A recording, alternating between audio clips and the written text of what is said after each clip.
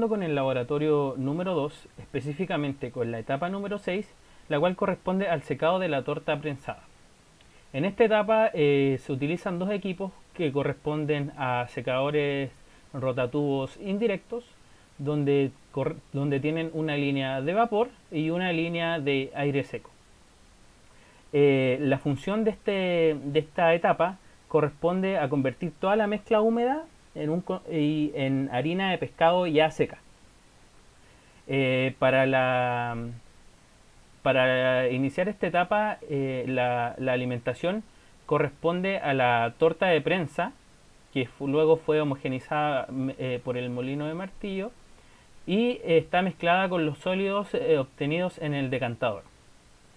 Por otro lado, ingresan el concentrado de agua de cola, el cual viene del proceso de los evaporadores de doble efecto, y se combinan todas generando una mezcla donde en este proceso o en esta etapa no se puede exceder una temperatura mayor a los 95 grados Celsius. Esta temperatura se considera óptima, ya que a esta temperatura las proteínas, a esta temperatura no afecta las proteínas del pescado y por ende no disminuye la calidad del producto en sí. Al combinar las alimentaciones correspondientes a la torta de prensa, a los sólidos del decantador y el concentrado de agua de cola, primero se lleva por el primer secador, en el cual debe salir a una humedad entre 18 y 22%. Acá utilizamos un MIC, que es un controlador de humedad, para verificar si se encuentra a esa humedad. Y si no, activamos mediante válvulas mayor cantidad de aire seco para poder llegar a esa humedad. Luego ingresa al secador número 2 y de este sale a una temperatura sale a una humedad de 8 a 10% de humedad ya. También se utiliza un MIC, que es un controlador de humedad, para verificar que así sea y se cumpla esta humedad que queremos. Luego ya pasa a un proceso de enfriado, ya que tenemos la harina de pescado con la humedad que necesitamos, pero está a una muy alta temperatura, por lo que necesitamos enfriarla. Para esto tenemos que dejarla aproximadamente a 65 grados Celsius. Y a la salida del enfriador colocamos un TIC, que es un control de temperatura, y este va unido a un variador de frecuencia, y este va con el soplador. Es decir, acá, si tiene muy alta temperatura, el controlador le va a indicar al variador de frecuencia que aumente la frecuencia para que así aumente la cantidad de aire y pueda enfriar más. Luego pasa un proceso por molino de martillo donde se homogeniza y finalmente se lleva a un mezclador donde se mezcla, valga la redundancia, con los antioxidantes. Y esto estabiliza la harina de pescado para que así no se oxide y sea un producto que pueda absorber la humedad. Y ahí ya se obtiene lo que es la harina de pescado. Es importante acá el antioxidante es que ubicamos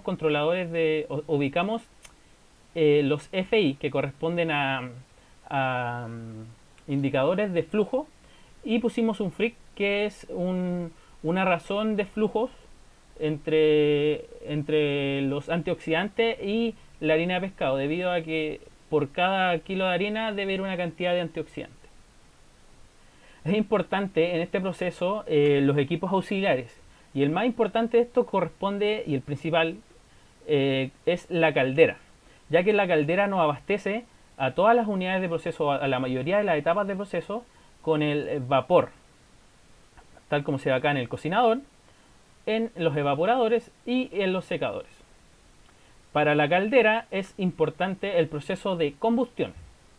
Y este proceso de combustión se lleva a cabo con la mezcla entre gas natural y aire.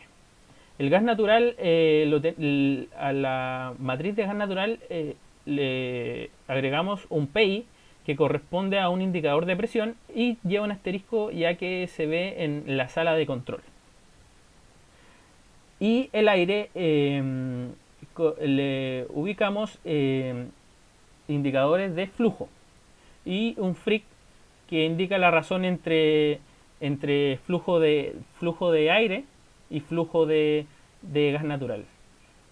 Para esto se ve gracias al indicador de temperatura que hay a la salida de la caldera, ya que nosotros necesitamos esa salida a una temperatura, es decir, por ejemplo, 95 grados Celsius, ya que va a los secadores.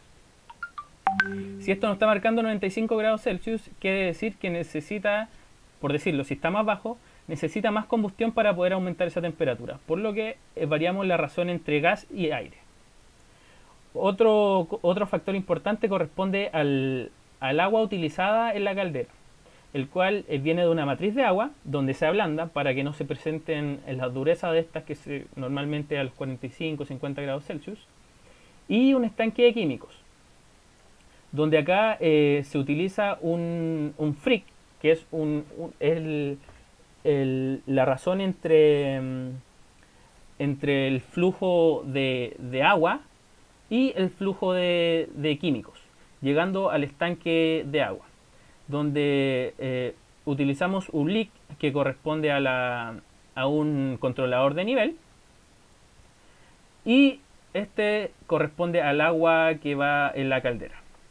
Es importante que el agua del evaporador llega nuevamente al estanque de agua, y acá se va abasteciendo solamente con este make-up.